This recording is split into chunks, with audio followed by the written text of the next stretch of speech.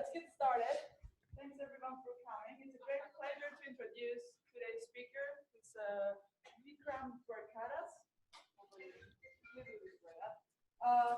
So Vikram did his PhD at the University of Virginia, and after that he basically traveled around the world for some postdoc appointments. He went to Seattle and Sydney, Australia, and University of Delaware before he ended up in Chicago about 15 years ago.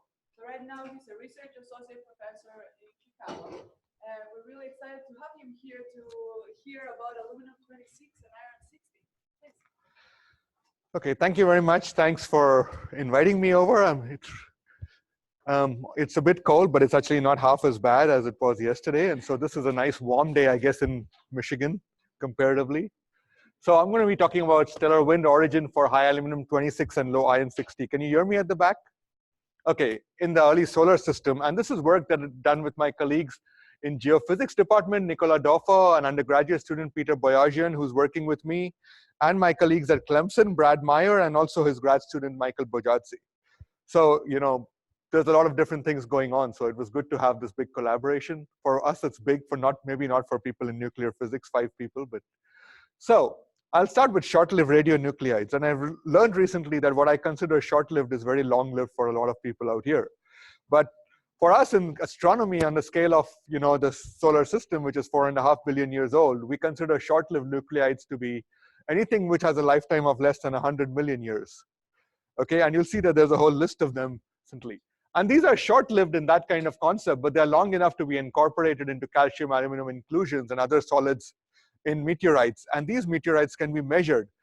And the initial abundance of these nuclides can be detected due to the detection of their excesses in their daughter isotopes. And how we do this, I'll get to it quickly in a couple of minutes. So, but this is a kind of list of the short-lived radionuclides that I'm talking about. I guess, okay, yeah. So this is a kind of, and you can see there are quite a few. In fact, there's another list I'll show you next page, and there's even more.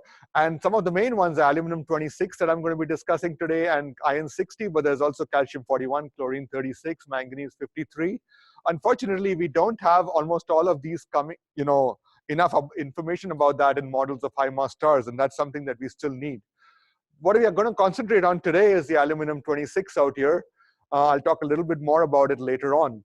I also noticed one thing which I was mentioning. I have 2 tables from 2 different papers. This one lists its half-life as 0.74 million years. This one lists its half-life, I think, as 0.717 million years, which is probably the more accurate thing. Now, where did aluminum-26 go? Okay, there it is. And this one lists the half-life to be something slightly different.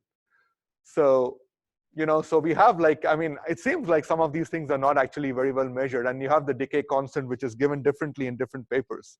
Anyway, so the point is, we're looking at aluminum-26 in the early solar system, and we're looking at some of these radionuclides. So specifically for aluminum-26, it's a radioactive isotope. It decays into magnesium-26. We'll go a little bit into that later, which is a stable isotope.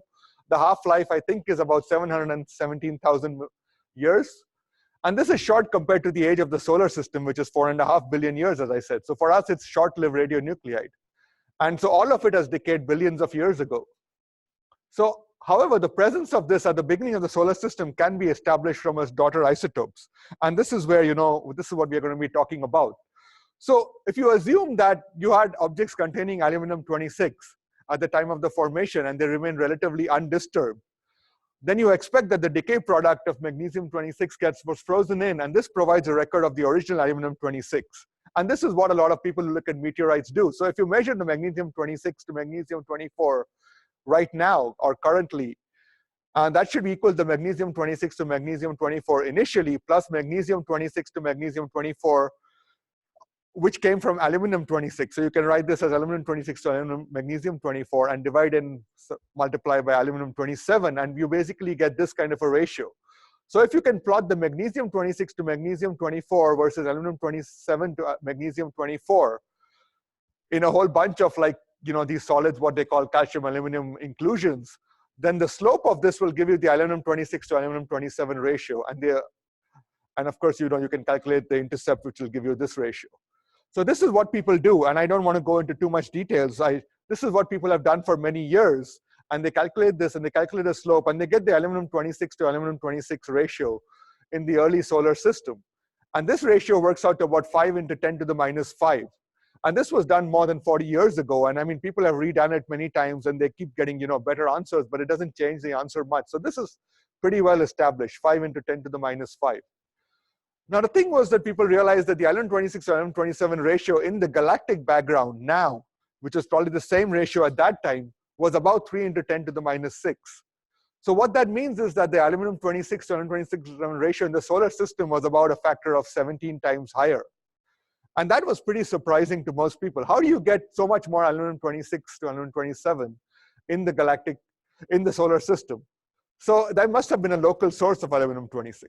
And that's something that has been realized for quite a few years. By the way, feel free to ask questions in the middle if you want. So that's something that has been known for many years. Okay, we had some kind of local source of aluminum-26. And as I said, these are some of the measurements that were done. So let's talk a little bit about aluminum-26, just to give you some idea. So aluminum-26 is produced in the main sequence of stars. So when you have stars, you have aluminum-26 mostly produced by the proton capture on magnesium-25. So magnesium-25 proton capture gives you aluminum-26.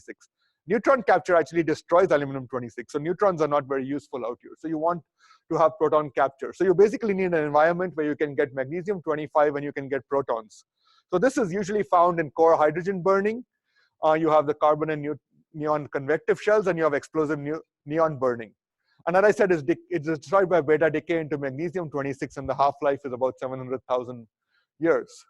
So there's a competing fast process, but this only takes place at very high temperatures, and you don't get these in the main sequence stage unless you go to very, very massive stars somewhere around, like, according to these people, somewhere around like 90 to 100 solar masses. So let's not worry about that too much.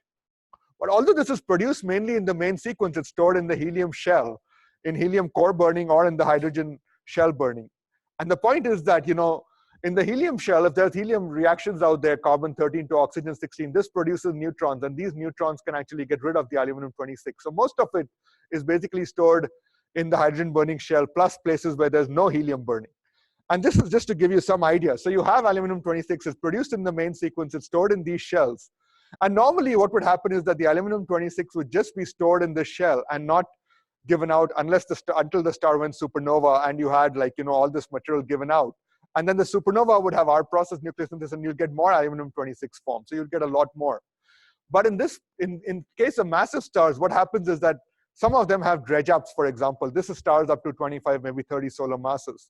And this dredge up can move material from below onto the surface and get rid of it in winds. And you can have aluminum-26 given off that way. The stars which are much larger, like 40 solar masses or more, don't really have dredge ups. But what happens is that you basically they release so much mass that they become Wolf-Rayet stars, where you lose the hydrogen shell and maybe even some of the helium shell. And so the aluminum-26 in the hydrogen and the helium shells are actually given off at that point. And that's why, although aluminum-26 is formed in the main sequence, it's mostly given off in these massive stars in the post-main sequence, mainly in the Wolf-Rayet and red supergiant phases, especially Wolf-Rayet stars. So Wolf-Rayet stars are one of the main sources of aluminum-26. So what are these sources? They're basically massive stars, as I said. You can have supernovae, and you can have stellar winds, especially from Wolf-Rayet stars.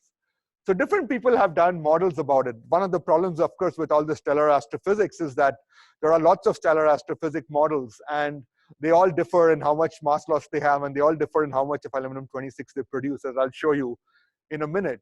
Some people claim that the largest contribution comes from type 2 supernovae, and the 1BC and Wolf-Rayet stars are less than 30%.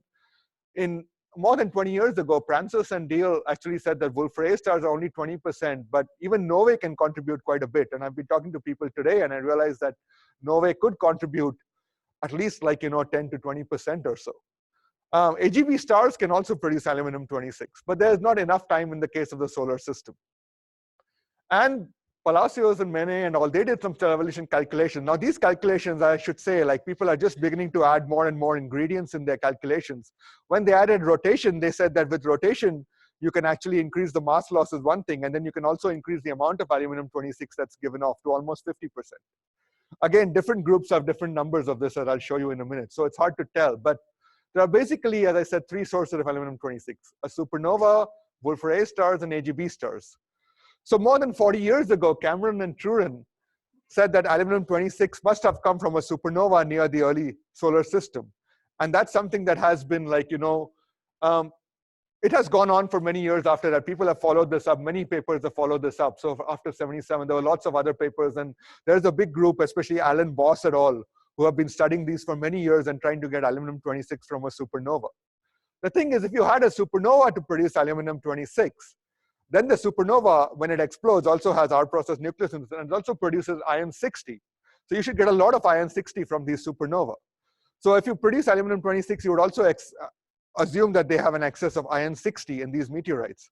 So recently, though, my collaborator, Nicola Doffa, and his students have been looking at iron-60 in meteorites, and you do the same kind of thing as aluminum. You look at the nickel, and looking at the daughter isotope, you can see how much of iron-60 was present. And what they found is that the amount of iron-60 is pretty low. It's about this 1.1 into 10 to the minus 8, iron-60 to iron-56. And we know that the amount of iron-60 to iron-56 in the galactic background is more like about 3 into 10 to the minus 7. Okay, so this was, again, like a factor of 10 to 20 lower. And so that was a problem. So you're basically saying that supernova produced aluminum-26, but the amount of iron-60 in the early solar system were actually much lower than the galactic background. So in fact, if there was a source, you would have expected much higher. So it's unusual to have supernova as the source. So people have still tried to get supernova to do this, and they have used some kind of hand-waving method. So you somehow have to inject aluminum-26, but not iron-60. So they basically say that there's fallback of the inner layers. So you have a supernova, but you have fallback of the inner layers. Everything outside containing aluminum-26 is ejected. Everything inside falls back. So you somehow don't eject iron-60. That's, you have to really. And the point is that this assumes that you have these nice layers, but you know that that's not really true. You have a mixing up of all of these layers in supernova. You have like different layers produced, but the iron-60 is not necessarily right all in the center. So this doesn't really work in practice. It's a lot of hand-waving. Also, some people say that the outer layers are injected, but some of the inner layers are not injected, and they have to assume some kind of methods for that. That's also somewhat kind of odd. So I think this is pretty unlikely, and most people are now coming to the realization that this is pretty unlikely that you have a supernova. So maybe a supernova was not responsible for it. It's also been shown by Boss et al., and they've been doing this for many years. They do some very nice simulations. But their simulations seem to show that it's very hard to inject. And you can imagine this. You have shock waves going at thousands of kilometers per second. They interact with sort of the molecular cores which are going to form the solar system. They're probably going to eat away more at the cores than actually inject something inside the core. It's very hard to actually get aluminum-26 from behind the shock wave into these cores. So they found that you only get like 1 or 2% of it. So it's pretty hard to do anyway. Okay, so supernova maybe are not really responsible for the aluminum-26, so we can count them out. So that leaves 2 other sources. What about AGB stars? Well, AGB stars are stars which are formed from low-mass stars below 8 solar masses, essentially. And they're stars like our sun, so which have gone off the main sequence, essentially, and they've stopped hydrogen burning, and they're now doing helium burning. So to get AGB stars to do it, first of all, you have to have an AGB star near the sun when the sun was formed, which is a pretty low probability. And there's also some more recent work by Jerry Wasserberg et al., which was actually recently published, I guess I should. And they showed, and as I said, there was a whole list of abundances that you have to explain. They showed that an AGB star could not simultaneously account for the aluminum-26, the iron-60, the palladium-107, and the hafnium-182. And the reason is that the aluminum-26 is produced mostly by hot bottom burning, where you have temperatures at the base of the convecting envelope that gets almost greater than 5 into 10 to the 7, and then you have hot bottom burning, and you have nuclear reactions taking place at the base of the convective envelope in a star. And this gives rise to aluminum-26. But these stars produce too little of palladium-107 and hafnium-182 because these require neutron capture. And the neutron capture, as I said, destroys the aluminum-26. So where you get aluminum-26, you don't get these. And where you get these in the lower mass stars, you don't get aluminum-26. And then they said that, oh, maybe there's some region right in the middle between 4.5 to 5.5, where if you fine-tune everything correctly, and you have like hot bottom burning to be more efficient, and you have an additional neutron source so you can produce more of each one, then you might be able to get it. But it seems unlikely. So for the most part, it's hard for an AGB star to produce all of this together. And we have to try to understand all of them together. Okay, so if you exclude both of these, then you end up left with Wolf-Rayet stars. What are Wolf-Rayet stars? I'll talk about it in a minute. But there's also another indication that aluminum-26 comes from these high mass stars. And this is, of course, when you look at aluminum. So what they have done is aluminum-26, as I said, decays, and it gives you this 1.8 MeV gamma ray line. And this gamma ray line has actually been tracked by COMTEL. one of the satellites. And COMTEL has tracked this gamma ray line. And what they have plotted here is the number of counts, basically the intensity of the line along the galactic longitude. And so basically, it's just plotting it along the galaxy, how much you see it. And you can see, and then this is compared to some other tracers which are plotted in the same manner. So this is the 53 gigahertz free emission. And this is the far infrared 158 micron emission. And this aluminum-26 seems to correlate very well with these two and does not correlate with other tracers. And what are these tracers? Well, basically, they're tracers of highly ionized gas. So the 53 gigahertz emission and this is coming from highly ionized gas. And presumably, this must come, if you have highly ionized gas, then you need hot stars to ionize the gas. And if you need hot stars, then these are mostly massive stars. The Wolf-Rayet stars and all go to about 100,000 K.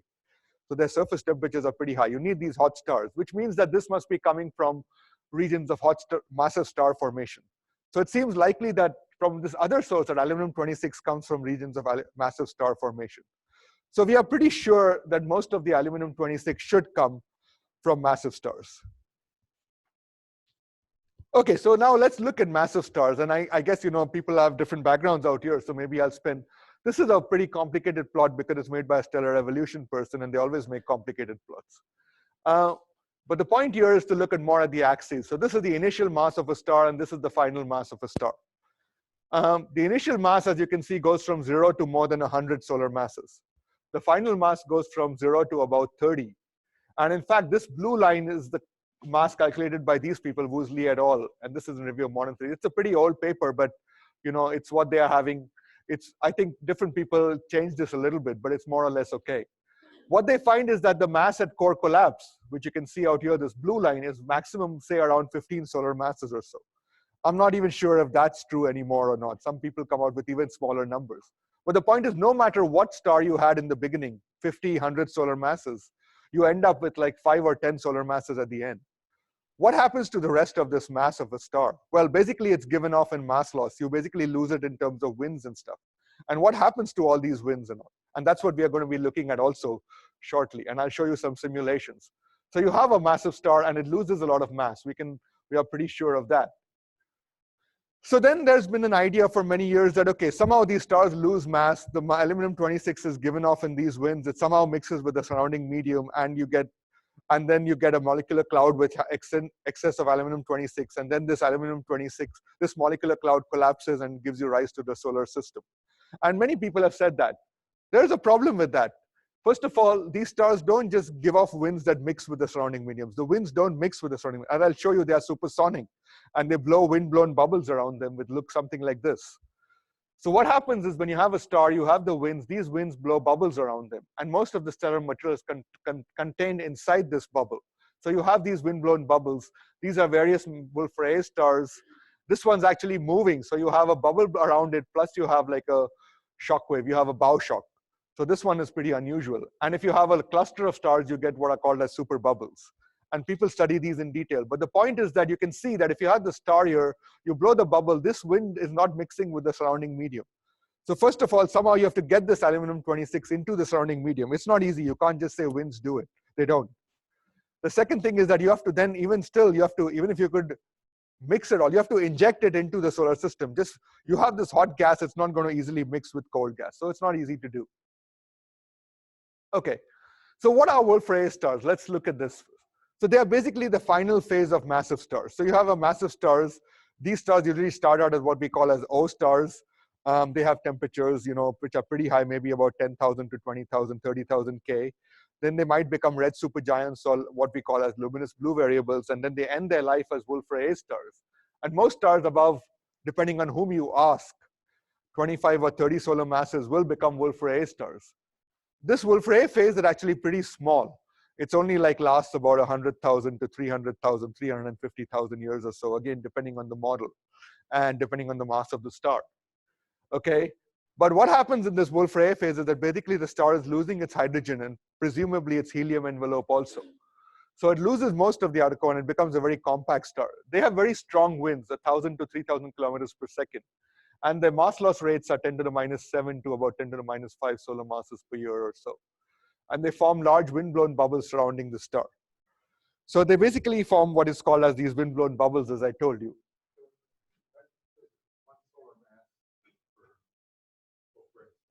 Sorry?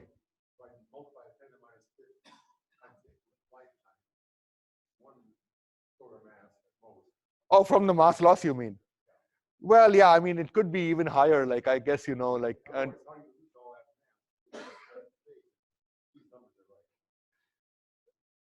no, I mean, you're losing mass mostly, so 10 to the minus 5, and if it lasts for 300,000 years, for example, then that's about 3 or 4 solar. Well, it depends on the mass of the star. I mean, it depends on the mass of the star. The lower mass stars will actually be at the lower end of range. The higher mass stars will be, and I'll show you in a minute that we expect that it'll be much higher because we need more mass in a way. So, and you know, and so the velocities are also, and the lifetimes are also high. So you lose a few solar masses in the Wolf-Rayet phase, and you lose a lot of. You also lose. Well, so most of it is lost in probably. Yeah. So a lot of it is lost in the phase before this, which is called the red supergiant, which might lose, like in some of these cases, you might lose 20 solar masses there. They have mass loss rates which are pretty high. They last for a little bit more longer, and so you could lose quite a bit there. Also, these are, like, as I said, we don't really know. It's not necessarily 10 to the minus 5. It could be 2, 3 into 10 to the minus 5 or something. It's not like very accurately known. So, although the rates have been revised downwards recently. So again, as I said, you get these bubbles around Wolf-Rayet stars. And so that's what happens. So what exactly happens to the mass loss from a Wolf-Rayet star? How would you get aluminum-26 into the surrounding medium? That's the kind of project that we were thinking of. And so I'm going to show you also some simulations out here. And this is a simulation, and there's a lot going on in this simulation. I could give a whole talk on this, but that's not what you want. So just to give you, this is looking at the density of the medium around a Wolf-Rayet star. This is the density structure. This is the log of the number density. Don't worry about that. But the point is that this is high and the blue is very low. And you can see that now the star is a small speck out here. This is actually an expanding grid. And what we have done is we've written an ionization hydrodynamics code that looks at both the photoionization from the hot star as well as the gas dynamics in the surrounding medium and tries to see what kind of a structure you'll get. And so you'll see this out here. And let me start this simulation. And I will start it now and maybe stop it somewhere here. So this is around, what is this saying? Maybe about 1.2 million years or so. But anyway, this gives you the basic structure. This is the main sequence star. What you get is basically, you can see that this yellow is a very dense region out here. So what you get is basically a dense shell surrounding it. And then you get this wind-blown bubble in the middle, which is all the wind stuff, which is very low density. The density difference from year to year is almost 3 orders of magnitude. I guess you can't see it very carefully, but it's about, so it's a factor of 1,000 to a few thousand sometimes, few hundred to few thousand. And this is basically an ionized region because you're getting like photoionization from the star that creates an ionized region, and the ionization front goes more than the winds, which you might expect in some cases. So this is the kind of structure that you'd get. So you basically get this, and this is looking at, of course, 1/4 of the star. So you basically get this kind of wind-blown region. Now this star is basically in the main sequence where it spends 90% of its lifetime burning hydrogen to helium, so you'd get the main sequence star. Soon it'll become a red supergiant at 4.3 million years or so now. The red supergiant doesn't have much winds, but they're very dense. And now it becomes a Wolf-Rayet, which has very fast winds, and it mixes up everything in the surrounding medium. So you can see that you basically get the kind of wind-blown bubble structures, and we can reproduce them. Sorry, go ahead.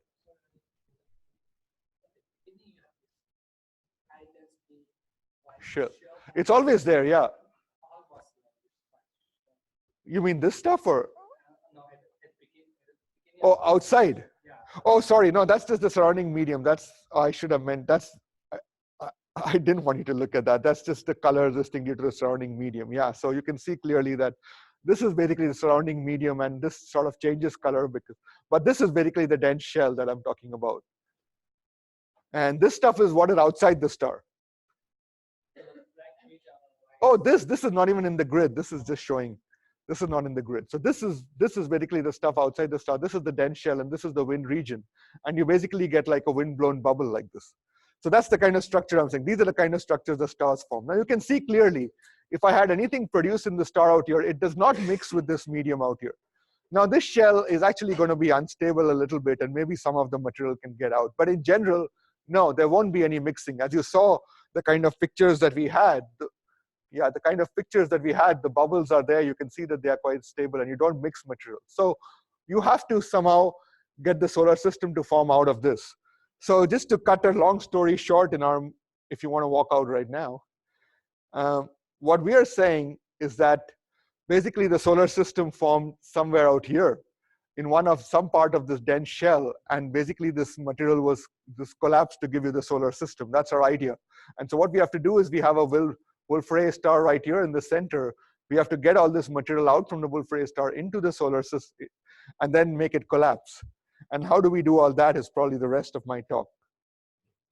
I had some more cool movies, but I think I should skip over this. You can ask me later if you want, because there's a lot of other simulations I want to show.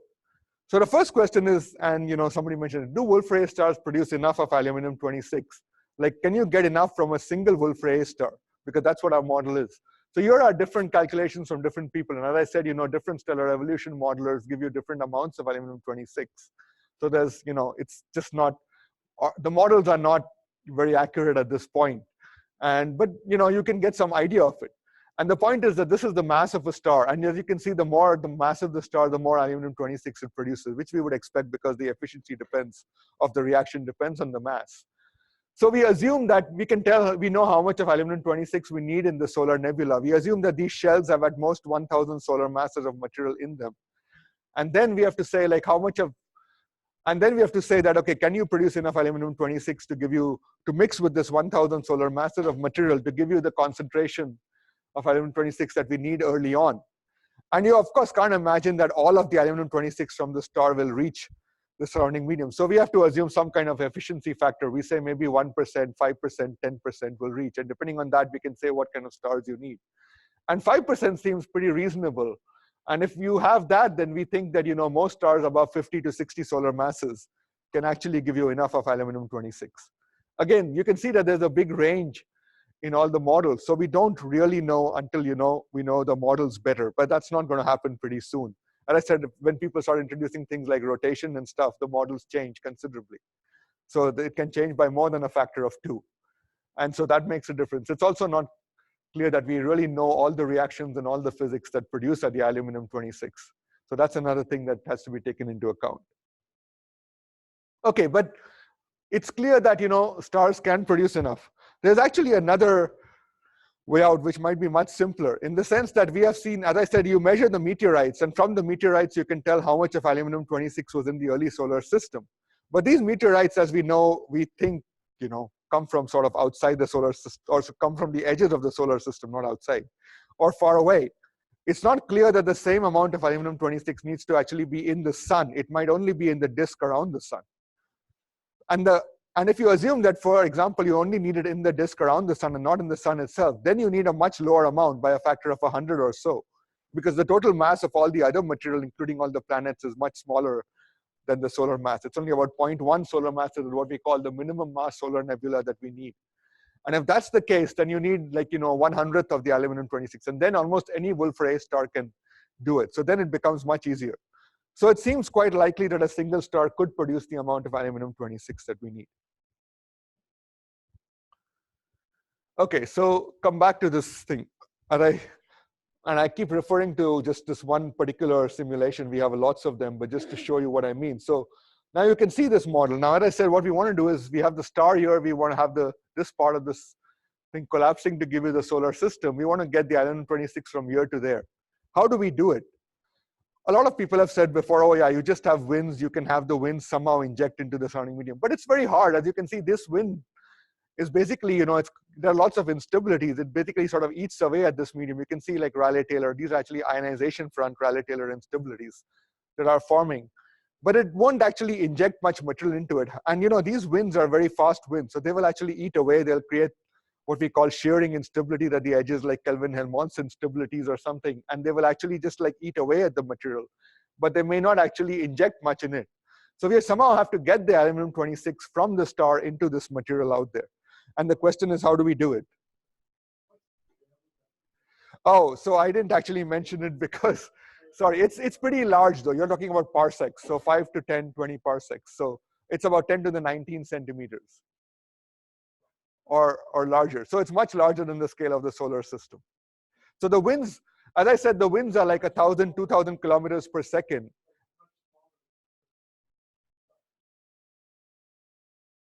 Yeah. I mean, yeah. No. No, it's not. I mean, the nearest star is about 4.2 light years away. So this is like actually bigger than that. Yeah, the nearest star is like about 1.5 parsecs or so maybe. And this is like, 10 parsecs easily sometimes. It depends on the mass of the star and the velocity of the wind and the lifetime of the stage and all, like I mentioned. But these are pretty big bubbles. So the reason that we can see all those nice pictures is because they're pretty big in the sky, like, so these are like parsecs across. The largest ones are probably like about 50 parsecs or so. So at that point, you're looking at like almost 10 to the 20 centimeters.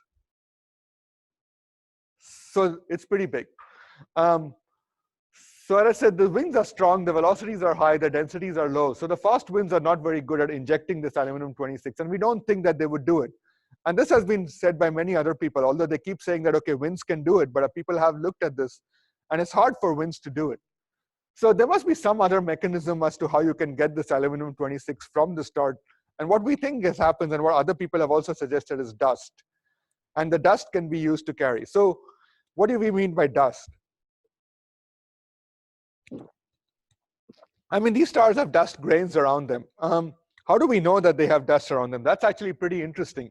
Obviously, you don't see, these dust particles are pretty small. They're about a micron in size, and they're far away, as we know. So we don't see dust. But what we see is radiation from the star that hits the dust and is reprocessed and comes out in the infrared. And we see infrared emission from these things. And that's how we know that there's dust out there. And it's actually pretty cool. You can see like this picture out here. This is a Wolf-Rayet star, WR140 actually, and there's this dust laying around it. This is the infrared emission coming from it. And then they took a picture of this 2 years later, and you can see that this had expanded outwards. So you can actually see dust around the star, which is expanding outwards. So we know that there's dust there. But the coolest evidence are these spirals that you see. So what happens is that if you have a Wolf-Rayet star and you have another star next to it, and they're both having these strong winds, and what you have is that these winds collide and they form a wind collision zone. And this wind collision zone produces dust. And so you can see a lot of dust out there. And then you have two stars, they're orbiting around each other. So they're going around in a circular orbit. And if you can track this wind collision zone, you'll find that it actually goes in a spiral pattern. And you can actually model this. And so people have tracked this in certain cases. And here's a nice simulation of this that people, over a few time steps, that you can see. And so you see these nice wind collision zones. And you can get these nice simulations. And so you can see these spiral patterns in the infrared, which is not only showing you that there is dust, but that it's happening, it's moving around as we expect because the stars are moving around. You can track this wind collision zone. And like I showed you in the previous thing, you can also see that the dust is moving outside. So we are pretty sure that there's dust around these stars. What are the properties of this dust? Well, I just took an abstract from one of the papers because it actually summarized it pretty well. And the important properties are it's made up of amorphous carbon. The characteristic of the dust grains is that they are about 1 micron in size. So they are pretty large dust grains compared to what we consider normal interstellar dust grains. What is normally found is about 0.01 microns or something. They are much smaller. These are much larger dust grains around the Wolf-Rayet stars. The dust production rate is pretty high. And they also estimate that about 20% may reach the interstellar medium. So the dust actually expands out and reaches the interstellar medium. But we know that that works actually. So the question is, we have dust. So what do we do now? Well, we estimate that the aluminum-26 was actually condensed onto the dust. So it condenses onto the dust grains, and the dust grains are carried out in the wind. And so we actually assume that these dust grains will be carried out in this wind region, especially in the Wolf-Rayet stage where we see the dust, and they are somehow carried out till they go to the shell. Okay, fine. So you have dust grains. Can they survive in this region, first of all? You might ask, the first thing is, can they survive? Well, you can do some very simple calculations, and you can do some not so simple calculations, of course, if you have the ability to do so, which is very hard. But it's a very low density wind, as I told you, inside. So the sputtering time of the 1 micron grains is like 10 to 100 million years. So the grains will not be sputtered away. That's one of the things. So the grains could be sputtered away, but they are not sputtered away. They can't survive. Their stopping distance, because of the low density, is also pretty large. It's about 1,000 parsecs or something. So even compared to the 10 parsec size of this, they won't be stopped much at all. So you can carry the dust from the star to the dense shell. That's pretty clear. I mean, once they reach the dense shell, what happens? The shell is very high density and much lower temperature. So then what happens is that the sputtering time is that they won't be sputtered away, but what is considered as a non-thermal sputtering due to the velocity of the grains. The grains will strike the shell, they will enter it. The velocity is pretty high. They're also heating up the medium, and that heat itself, the ablation, will tend to ablate the grains. So we figure that most of the grains will actually be destroyed. Some may survive. And then the aluminum-26 is given off into that shell. So that's how we figure that the aluminum-26 actually gets into the shell. So most of the grains will be destroyed, some will survive, and you get the aluminum-26 there. So, we have a few more calculations in our paper that we've given, and other people have done more detailed calculations of specifically just dust going from in a shock wave or in a wind into the shell and try to see whether they can survive. And they find that about 60 to 70% will be destroyed. Sorry, I've been talking all morning. So most grains will be destroyed, few will survive. Okay, now you have to form stars out of all this. So you can say like, okay, you have the dust, you have the aluminum-26, you get the aluminum-26 from the star into this dense shell, but now you have to form the solar system out of all this. Turns out that's actually not very difficult at all, because you see star formation in these bubbles all the time. And the reasons for it are more complicated, and I won't go into details out here. There are basically these two processes called as radiation-driven implosion or collect and collapse mechanism. But the basic idea is that you have shock fronts, you have the hot stars, so you have ionization fronts. The combination of the shock front and the ionization front causes the shell to actually become compressed. So it becomes compressed, it becomes very dense, it exceeds the gene's mass, some parts of it collapse, and you get star formation.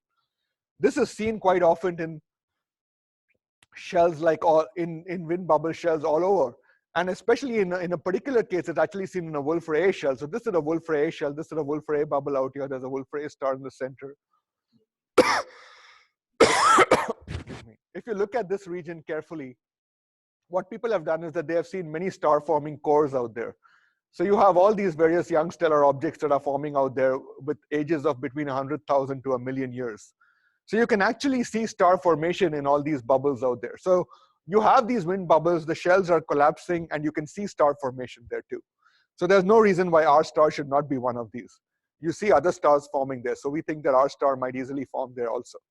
So this may be one of the reasons that say, so basically with this model, the Wolf-Rayet star as a source of aluminum-26, has a lot of advantages. First of all, we don't want iron-60, as I said, because there's less iron-60 seen than is in the galaxy. So you don't get iron-60 produced at all. There is enough aluminum-26 in the Wolf-Rayet winds to explain the initial solar, even from one single star. They form bubbles. The dust grains are 1 micron in size, so they're pretty big and they can survive in the low-density wind. They can condense onto the dust. The aluminum-26 condenses. It can be carried outwards. They detach from the flow. They go into the shell. It's released, and there's evidence of triggered star formation. So all these things seem to work. But we're not home free yet, because the star still has to explode as a supernova or something. It has to die at the end. It's a massive star. What happens to it? Well, unfortunately, nowadays, it seems that the more we know, the less we know. So we always thought that these stars collapsed and they became supernova. But there are lately some simulations which say that they don't become supernova at all. They go straight to a black hole. And there was a paper last year, too, by Sukbol and Woosley, which claimed that a lot of these more massive stars go straight to black holes. Well, if they go straight to black holes, that's very convenient for us. We don't have to worry because there'll be no iron-60 produced. And so we are home free. What happens if they don't become a black hole? What happens if they actually become a supernova, which is sort of what many people think? And we know that some of these stars have to become supernova because these Wolf-Rayet stars give you type 1bc supernova, supposedly.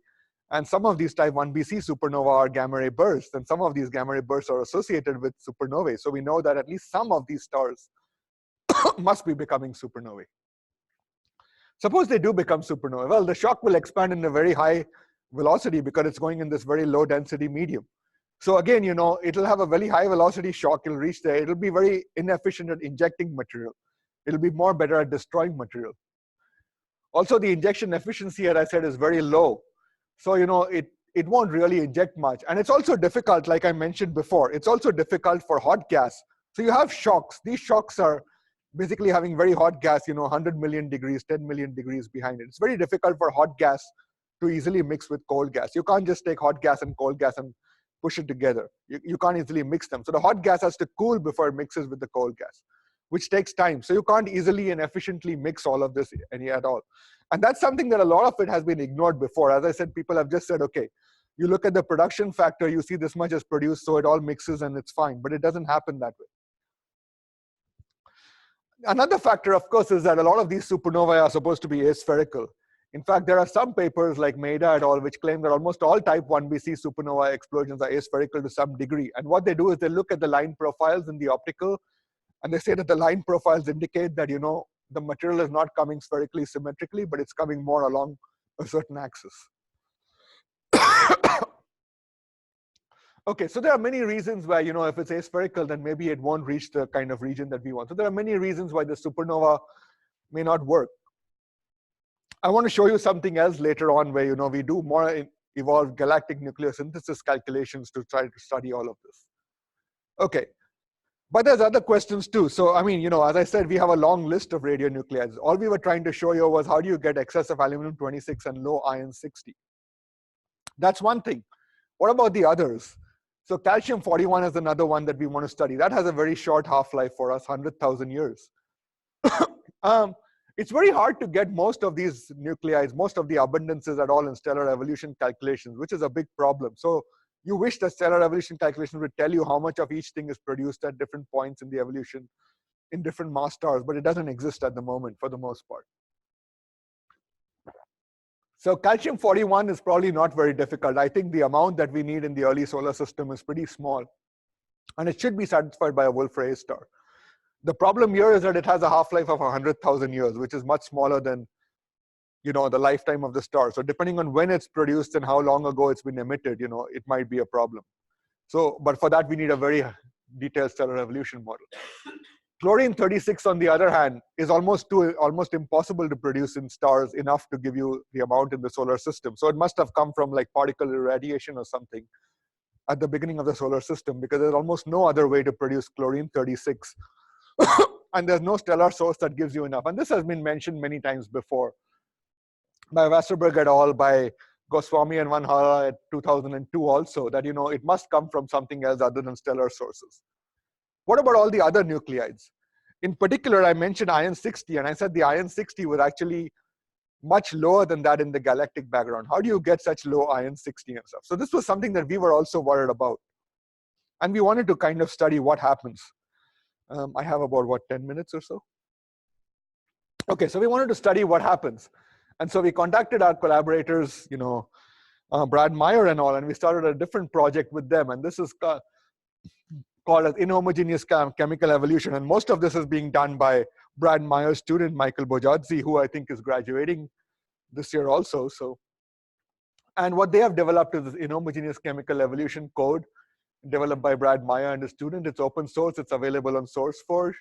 It's built on top of the NucNet tool, so it has a complete nuclear network built into it that you can always, use for that. It has a pretty flexible input, so you can put whatever IMF you want. They use a Krupa IMF at the moment. They have yields from Rauscher et al. 2002 and our process elements from solar. So these yields actually only go to 40 solar mass stars, which I think is a problem. But on the other hand, when you're considering all the stars together, there are very few stars above 40 solar mass, so it may not be such a problem. They also have type 1a yields. Assume half the stars are single half in binaries. I think you can change that, but that's a reasonable assumption. So what you do is that you have several different zones, and you basically can specify the properties in each zone, and then you can specify how these zones mix with each other, for example. So you define all the properties of the zones. You can have a full nuclear reaction network attached to each zone. You can define how they mix, as I said. So you decide, how you link one zone to the other and so on. So you can set up a problem. You basically set up abundances at t equal to 0, and then you can solve for abundances at any later time, and for any given nucleosynthesis, and for any given isotopes that we want. And that's something that we are trying to do. You can determine when you want star formation. So we have some kind of parameterization that as to when you want stars to start forming. And then you have the simulation that I'm going to be talking about is one that they have done now, where they did a solar annulus. So you have 32 zones. This is like, at the distance of the sun from the center of the galaxy, you have a halo. The halo is mixing with the zone given some kind of mixing thing, which is given out here. The zones are also mixing with each other. So you have material going from one zone to another. They also have periodic star formation, which is induced by the passage of 3 spiral arms, which I think are about 200 million years spread out from each other. So they have spiral arms which are going through. And as the spiral arm sweeps through, you increase the density, you have more star formation. What they do is that at every time, in every zone, at every step, you can see how much of all these various element ratios are there. So how much of iron 60 to iron 56, aluminum 26 to iron 27. We also look at hafnium 182 to hafnium 180, iodine, manganese 53, and so on. Okay, so we set up the simulation, and this is again another complicated simulation. And well, I said this is all Michael's work. I mean, I shouldn't say we because it's him mostly and Brad Meyer. So this is looking at the evolution of solar annulus. This is a time of looking at it in mega years. What you're seeing here is the mass in each zone. So these are the various zones, 32 zones that I said. You're seeing the mass in each zone. On this axis, you have the iron 60 to iron 56. So what you're seeing is the amount of iron 60 to iron 56, the ratio in each zone. These black dots give you the ratio in each zone. The red stars are basically now, so you're assuming that you have the mass. At a certain point, there'll be enough mass, the density will increase, stars will form. Then these stars, depending on their initial mass, which is given by a mass function, will live for a certain amount of time and die off, and then they'll give off iron 60 and so on. So let this go on for some time at least. And you can see that stars are continually being formed out here. The iron 60 to iron 56 in the surrounding medium can be pretty high, as you can see in between these spiral arms. This is showing you the spiral arms coming. But the stars that are being formed mostly have a low ratio of iron 60 to iron 56. Why is that? That's because basically what is happening is that you are having stars that are being formed as when the spiral arm goes through, you have like a high density, you have a lot of star formation. But of course, the spiral arm basically passes through, or actually it's the other way around this. I mean, the zone of the galaxy passes through the spiral arm, either way you take it. But it passes through, and then the star lives for about 3, 4, 5 million years and then dies. And then it produces iron 60, and then that material can produce new stars. So that material basically has a low ratio of iron 60 because it takes a long time for the iron 60 to be produced, to mix with the surrounding material, to cool, and then produce new stars. And so those new stars, some of them have a high ratio, but most of them have a pretty low ratio. Okay, so I don't know if this is clear. It's a little bit complicated what's happening in this simulation, but it's a pretty nice way to illustrate it. So you can see that most of the stars are being formed with this ratio of iron 60 to iron 56 here. So if you look at in any given zone, for example, if you look at any given zone, you can see that the ratio of iron 60 to iron 56 basically starts from very low, goes up to a certain amount. This is when the star is born, then it becomes a supernova, produces it, then the supernova will, then the stars die, there's no more production. This thing will decay down, and then again new stars are born, so it'll keep going up and down. So you get this kind of a thing in each zone, for example. So if you look at the averaged over the ISM, all of it, you get a number which is approximately 3 into 10 to the minus 7, which is the galactic background. This is the ratio of iron 60 to iron 56 in the galaxy, if you look at it averaged over the ISM. But if you look at the ratio of iron 60 to iron 56 in stars, you can see, so this is showing you every star that is born, what is the ratio of aluminum 26 to aluminum 27 versus iron 60 to iron 56. So if a star is born with a certain ratio, 10 to the minus 8, it shows up here. So you can see that, most stars are either in this region or in this region. This is basically the ISM average of iron 60 to iron 56. And the aluminum 26 to aluminum 27 is sort of somewhere out here. So you can see that the ISM average of iron 60 to iron 56 is basically around 3 into 10 to the minus 7, which is exactly what we measure in our galaxy. So that seems reasonable.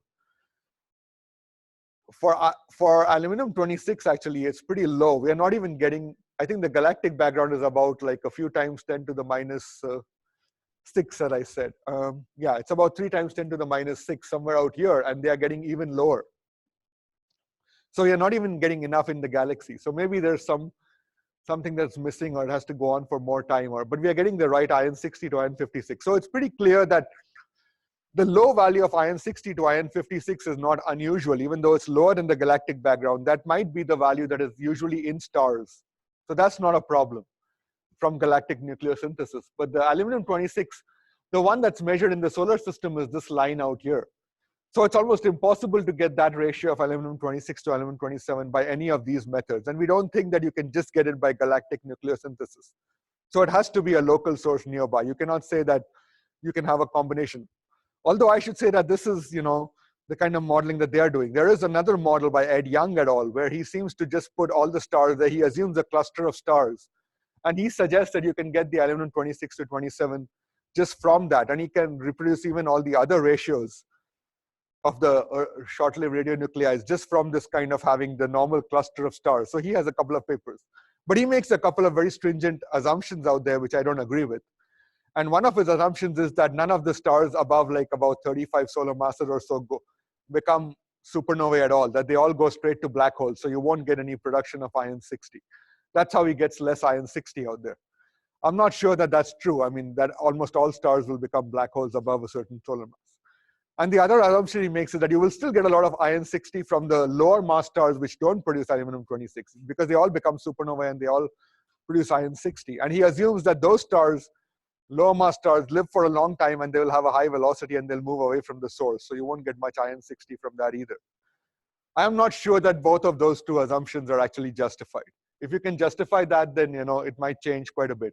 In this simulation, I don't think they assume that. I don't think they take the velocities too much, but I don't think it would make that much of a difference out here because they're calculating it at every point in the ISM, so it shouldn't matter too much. Okay, am I almost at the end? Yeah. So it shouldn't matter too much. But the basic idea is that you can produce this low value of iron 60 to iron 56 by this kind of a simulation. So assuming that, a solar annulus and looking at star formation and seeing how stars form, and over 1 gigayear about the solar system, you can see that you'd get this kind of a ratio, at least in many of the stars.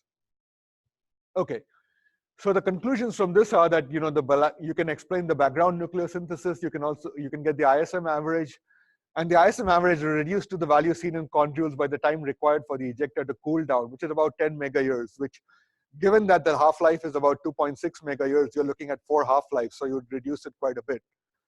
Okay, so then you can get the amount in the ISM, you can get the amount required in the conjoules, but the aluminum-26 to aluminum-26 is too low to be explained by this. So you cannot use just some kind of galactic nucleosynthesis. You have to have a local source around. So that's something that we want to emphasize, that you can't just use some other kind of model. Actually, in this model, I don't think I have the time, but they've also looked at hafnium-182 to 180, manganese-53, iodine-129, and some of these things can be explained.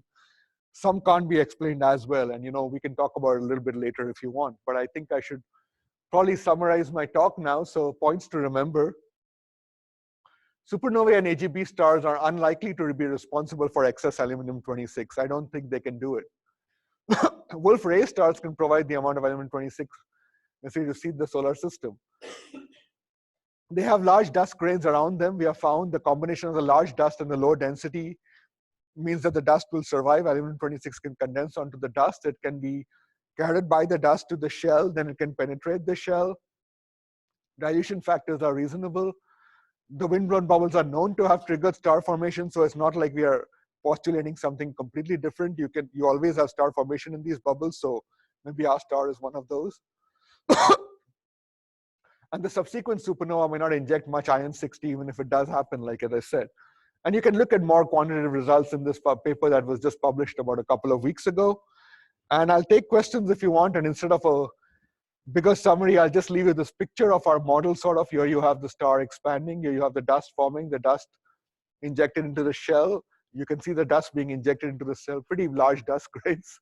And then the whole shell is breaking up and forming stars. So that's the basic idea that we have as to how our solar system formed and given the aluminum-26. Thank you.